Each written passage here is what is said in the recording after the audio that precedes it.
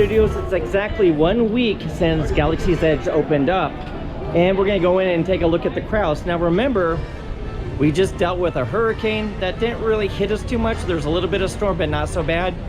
But I was here on Tuesday, and they closed at 2 o'clock, you know, because they're worried about the storm. And this place was really packed and crowded.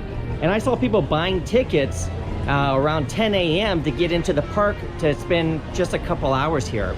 So we're gonna go into Galaxy's Edge. We're also gonna take a look at some merchandise and see what of the collectible merchandise for the opening of Galaxy's Edge is still available. And we'll see how the crowds are. We're at Stage 1 Company Store, which is over in the Muppet area. And this is where you can find the Galaxy's Edge merchandise for opening day. Now, they seem to have quite a bit still in stock. They still have the limited edition pins. All of them seem to still be in stock.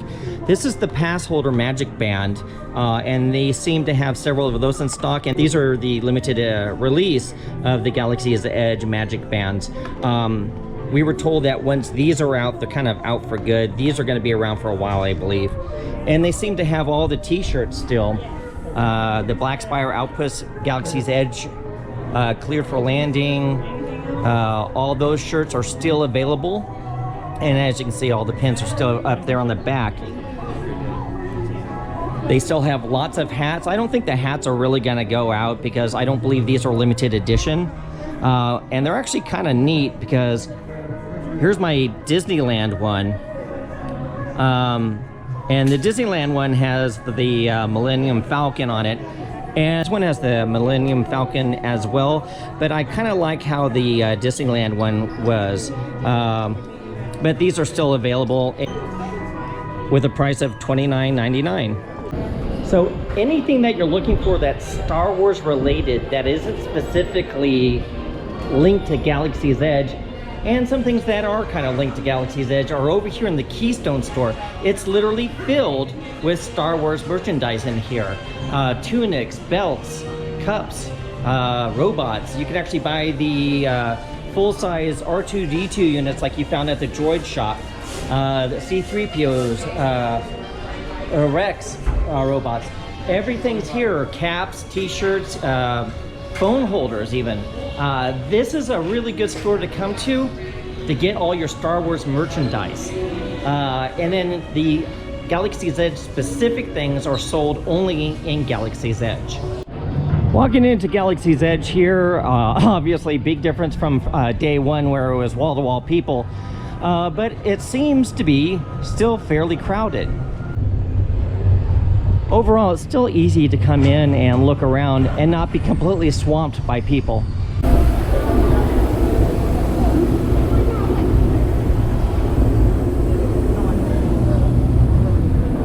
So let's talk a little bit about the boarding passes that they had here at Galaxy's Edge. On day one, the land got to capacity and they did implement the boarding passes. It's my understanding that on day two, they were implemented sporadically throughout the day. And since then, they have not implemented boarding passes. So it's easy for people to come walking into Galaxy's Edge and enjoy the area. Now, like I stated before, Doc's talking behind me here.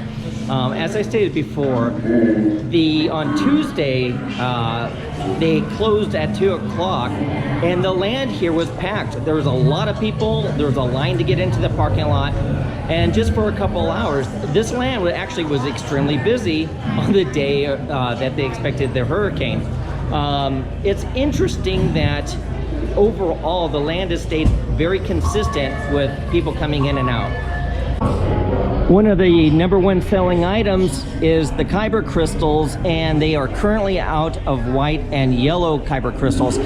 We saw this over at Disneyland as well. Those were pretty much the first ones to go. What I thought was interesting is no one bought them at first, and now they're one of the hottest commodities here. So we're going to talk about some of the highlights. Right behind Doc, try to pull here a bit more. The selection of helmets. On the bottom left-hand side, left nose, that is one of the Jedi Knight Ezra Bridger's helmets. Really? Nobody knows where Doc got it. But that's definitely one of Ezra Bridger's helmets, according to my research. That's amazing. Of course, everybody wants to know about the Womp Rat, which is in the glass box up there. Of course, it's dead. No one alive Womp Rat running around. Right. Well, you could just bullseye them later, right? A lot of people can, you know. It's a hard shot though. They're very small, so. Yeah, about 2 meters. About 2 meters, exactly. The mythosaur skull, a lot of people don't know what that is. It's an extinct species from the planet Mandalore, but it has become those people's sort of symbol. So you can actually look below, you can see a Mandalorian house flag. I'm not sure which house, but they use the mythosaur skull, but a very artistic version of it. So, and then the highlight of the collection, in my opinion, over here, this cape. Do you know what this cape is? I do not know what that cape is. That is the droid General Grievous's cape. That's the actual cape. The actual cape. That's General Grievous's actual cape. Recovered from the planet Utapau after the battle there. Wow. How'd Doc get it? He doesn't talk about it. He just gets it. He's a very quiet man. He's very old. He takes a lot of naps. Doesn't talk much. I want to thank Samuel here for giving us all that great information here. So if you come over to Galaxy's Edge, you can pretty much search out anyone, but search out Samuel. He's very knowledgeable about the lore here. So if you have questions about the lore, want to learn about Batuu, find Samuel. So when Galaxy's Edge opened up at Disneyland, people figured out very quickly, and it was all over YouTube, that you can use your phone flashlights to help find a black crystal in the red crystals. They don't let you do that anymore. So you can't actually shine a light or use the lights nearby to identify a black crystal in the red crystals. You actually have to use the Force and randomly find them. People are still finding them, but don't think you can come in and use your flashlights anymore. One other interesting thing about the kyber crystals is to make it fair, once these are sold out, they're actually going to be solid tubes that you can't shine a light through to find the black crystals. So all the kyber crystals are going to be in solid colored tubes and not clear tubes like they are now. So once they're all sold out, it's really going to be random. So over at Doc's, we found out that they release 1 black crystal per day into the fray. So your chances of getting a black crystal is actually a little bit harder now. Hey, there's Ray. The stormtroopers that way, yeah. Oh, there are? Oh, she was right. Stormtroopers.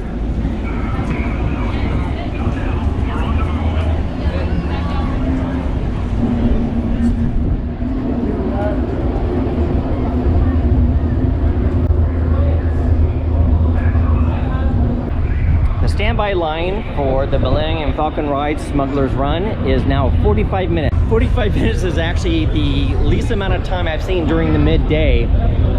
Usually it drops down to about 30-35 minutes right before closing. But 45 minutes during the day, it's not a bad wait. We're over here at Olga's Canteen. So something very interesting here at Olga's, if you'll see that there's umbrellas marked here.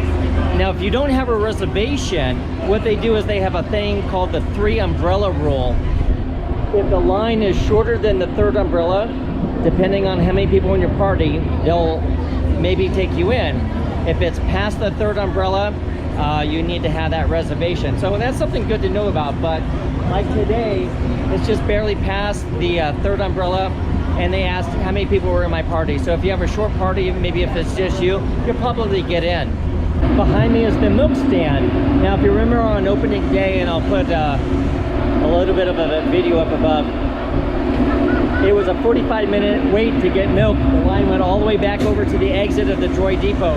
Right now, you can walk right in and get yourself some blue or green milk. I prefer the green milk.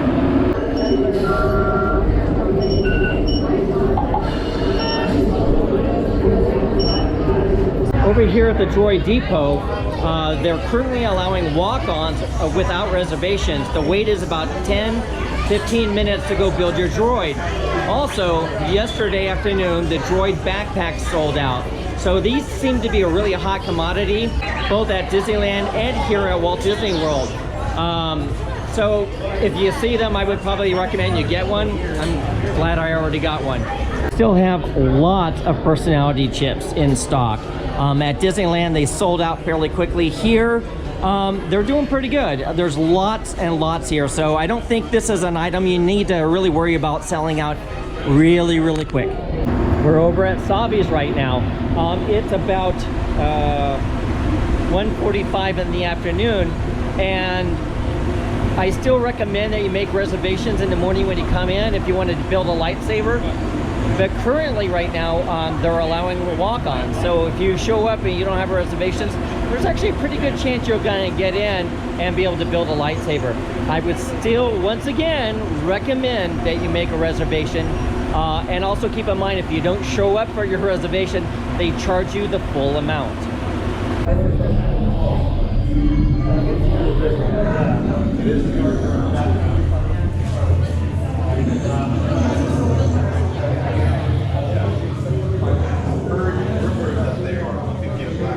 All right, so we're in Doc's Antiquities here, and we ran into a fellow vlogger.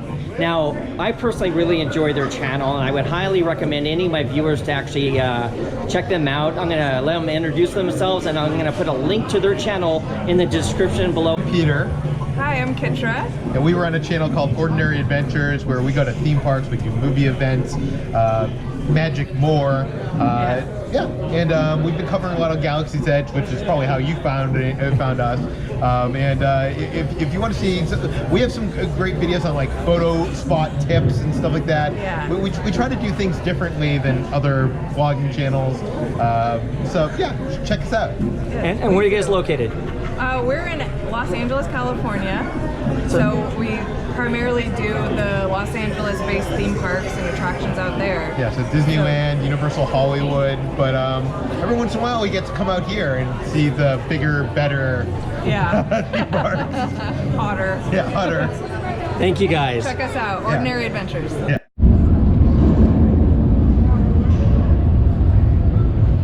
One week of opening with Galaxy's Edge, the crowds are about perfect. It's not overcrowded, but yet it's not empty either. The wait lines for the ride is about 40 to 45 minutes. You can get into the shops fairly easy. You're not waiting in lines for a lot of the food. It's a good time to come. Thank you for watching this video. Please like and subscribe. And please remember that we offer now park shopping through our Patreon page.